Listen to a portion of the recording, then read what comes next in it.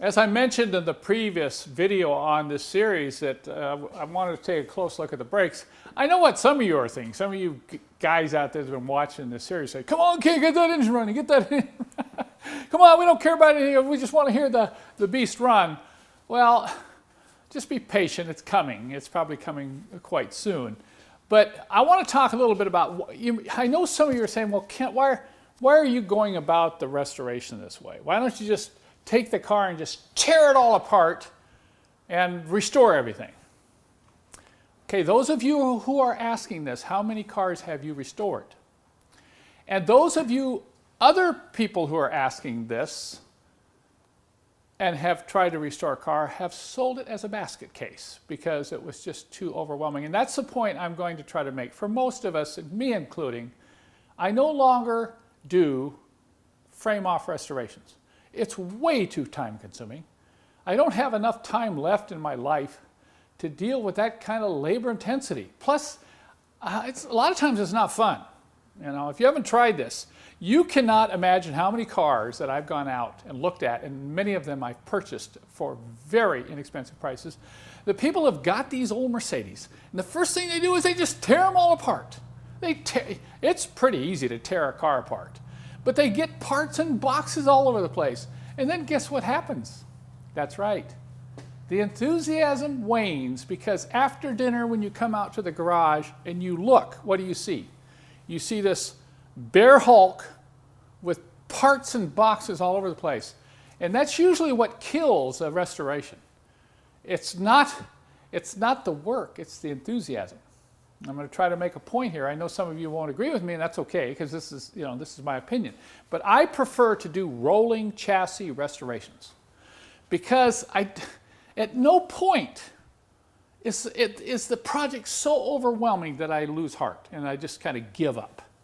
Now, I've tried, I have to admit, 10 years ago I started on a complete frame-off restoration on a 1952 Mercedes, and it's not going to get done. It's just way too much. But on the beast here, we're going to make this a rolling chassis restoration. So, if I get the engine running, then the next thing is I got to be able to stop the car when I move it around, move it out of the shop, move it to a location where I can start to do the body work, and so on. And I want working brakes. And I also want a working suspension system, but that's not that important at this point because I can block it up. And that's what I've been doing over the past couple months. This suspension's had blocks in it to keep it from dropping down on the ground. But I got to have brakes, okay? I just have to have brakes. And I'm going to keep this car together. I'm not going to start tearing it all apart. We're going to go through the process of getting it running, determining the health of the engine, determining the health of the transmission before I put any major money into it. And we'll be doing that soon. But in the meantime, I'm looking at some of these things like brake parts, suspension parts, kind of get an idea, a list ready. So as soon as I determine that I want to finish this car, then I'll start putting money into it. I won't just, once again, I can't believe how many of these cars I bought as basket cases. They have boxes and boxes of new parts. It's like that's all they did. They took everything apart and then they went and bought boxes and boxes of brand new parts. And a lot of times they have to sell that stuff 10 cents on the dollar. Rather than putting the emphasis on what's important, like, hey, if this 6.3 engine is no good, okay, what do I do next? Or if you get an old diesel and the diesel engine's worn out, you don't want to be putting a lot of money into these old cars before you determine the basic health of the primary mechanical components. And that's most of these, it's the engine, transmission, and the suspension components. So brakes, all the brakes can be fixed. So look at this. I looked at this. We have, it's obvious this is a brand new flexible brake line. This rotor, by the way, has absolutely no lip in it. It has a little bit of scoring, but I can probably save these rotors. And I have very good feeling wheel bearings. They feel really tight. The suspension feels tight. The tie rods are tight. I'm not sure about the condition of the kingpins. Those will be inspected later.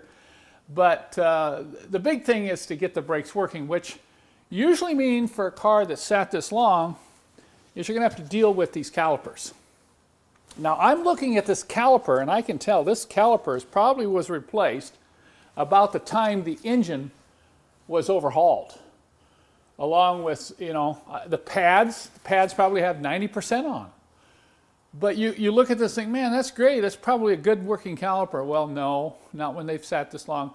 Remember, characteristics of brake fluid. Brake fluid is very hygroscopic, which means it absorbs moisture, so these rust and seize. Now, the best way to test these, you know, if you've watched a couple other videos, I showed you how you could push a car, hit the brakes, and then see if it rolls again. If it doesn't roll again, that means the calipers are sticking. But on a car like this, I didn't want to hit the brakes on this car. Once we got it off the ground and got it on the flatbed to bring it here to the shop, I never touched the brakes because I knew once I pushed the pedal, they would, if there was any movement in the caliper pistons at all, it would seize onto these rotors and I couldn't even push the car into the shop. So no, I have not pushed on the pedal. But you're looking at calipers, probably the master cylinder is shot. The seals in that are going to have to, you know, be dealt with either with a rebuilt unit or getting a replacement master cylinder. But I want to show you how I test these. You really can't test them on the car. You have to remove them from the car and test each piston because that's the only way you're going to know whether there is movement in the caliper. The front calipers don't look that bad. I mean, you can see some of these parts, you still see the cadmium plating on. There's no rust. The seals don't look too bad. The rear ones is different matter. You're looking down here, you're seeing a deteriorated seal. If the seals go, you know, or there's evidence the seals have cracked, just forget about it. You know you're going to have a frozen piston in that caliper. But what I do, once I get these apart, I use my big 16-inch channel lock pliers to squeeze on the pistons to see whether they move. And that'll give me a good clue as to whether they're frozen in the caliper housing. Now, a warning, when you do this, make sure the opening is pointing down, okay? You don't sit here like this and squeeze away. This is going to shoot right up in your face. So I'm going to turn this over, point the inlet for the brake fluid down, and then I'm going to spread these channel locks apart just to right, and I'm going to squeeze. And all I should have to do is just squeeze lightly, and the piston should move. Okay, I'm squeezing lightly, it's not moving. I'm squeezing real hard, there it starts to move. See that? So at least this one's moving. Now, that's a good sign because it means that you'll be able to get this piston out to install new seals. It means it's not totally frozen in there. Now, if it's not moving at all, it could be rusted up, and that makes it very hard to get the pistons out and to put a new seal kit in. Okay, let's try this one. We're going to take this one and start squeezing it. No, I'm going to squeeze it real hard. I'll try harder. Oh man, that one's not moving at all. So we got 1 out of 2 on that front one. Let's turn this down. Let's try this piston. Oh, look at that. That one's moving. And moving fairly well. Okay, let's try this one.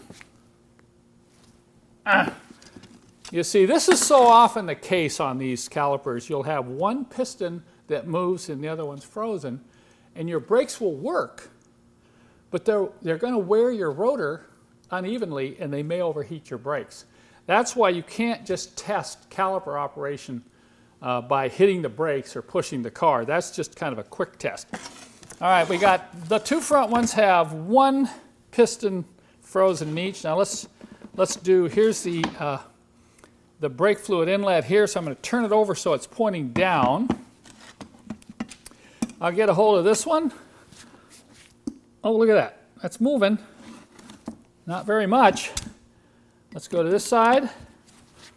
Oh, look at that one. Now, see how easy that moved? That's the way they should move, okay? That one's good. That doesn't mean I'm going to use it. It means it's going to be fairly easy to rebuild. Okay, let's find that inlet hole, point that way. Let's try this piston. That one's frozen solid. Ah, man. Let's try this one. Yeah, that one's frozen solid too. So, yeah, it's going to be tough. Let me explain why if these are rusty, they're hard to rebuild because they're very hard to get out. If they move, you can actually drive the pistons out with compressed air and clean them up and reseal them. So this is going to take a little work, okay? And I'm not sure at this point whether I'm going to rebuild these or get rebuilt calipers. That'll depend on price. I'll do some searching both for seal kits and for calipers and report back later in a future video. But I'm going to put a real emphasis in getting these brakes working quickly on this car. Before ordering up the parts for the brakes, I'm going to pull this rear rotor off. And look at that. When was the last time I saw a rotor come off that easily? Usually you have to wail on it with a hammer and soak it with PB Blaster, but I bet you the mechanic, I know who he is, and I bet you when I pull this off, he used anti-seize. Yeah, look at that. I can see that right there. He used anti-seize compound right in here. I found the same thing when I removed the alloy wheels. They just came right off. So that's just another little side tip for you working on these cars. Always put some anti-seize right here on the hub when you install the rear brake rotor, and always put just a light coating of anti-seize there when you install the aluminum alloy wheel. Particularly if you're in the area where they use road salt. Because I've seen these things get so bad that you can hardly even get them off the rear hub. So what I'm doing here now is I'm looking at, I see a problem. Okay, it's a good thing I took a look at this. We're going to have to pull the other one now, but I'm picking up a lot of grease. A lot of grease inside here on the emergency brake mechanism. That means we have a leaking axle shaft seal. Those aren't any fun to replace, but actually the rotor can be saved. I can clean this rotor up. The emergency brake shoe, if you ever have this situation, these emergency, at least on this side, is going to have to be changed because look at that. Look at the amount of oil, rear end oil that's on that rear emergency brake shoe. So here we go. This one's not making me real happy, but that's okay. I expect to see these type of things on this type of restoration. So we'll add that to the list, all right?